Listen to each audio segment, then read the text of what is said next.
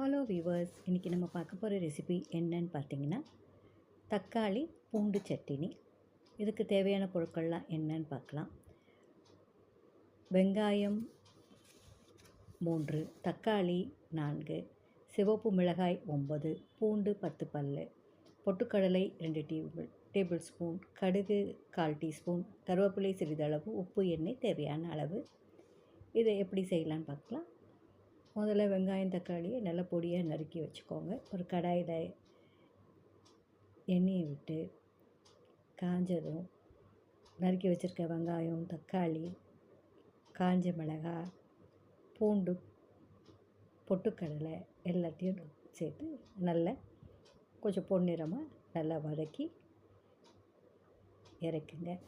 அதை நல்லா ஆற வச்சு மிக்சியில் போட்டு தேவையான அளவுக்கு உப்பு சேர்த்து நல்லா சட்னி பதத்துக்கு அரைங்க. கடாயில் 1 ஸ்பூன் எண்ணெயை விட்டு கடுகு கருவேப்பிலை போட்டு தாளித்து சட்னியில்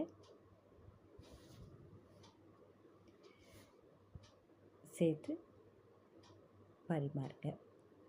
இது தோசை, இட்லி, சப்பாத்தி எதுக்கு வேணாலும் சைட் டிஷ்ஷாக வச்சுக்கலாம். ரொம்ப பிரமாதமாக இருக்கும். சாப்பிட்டு பார்த்து உங்கள் ஃபீட்பேக் எனக்கு சொல்லுங்கள். மீண்டும் ஒரு நல்ல ரெசிபியில் சந்திக்கலாம். தேங்க்யூ.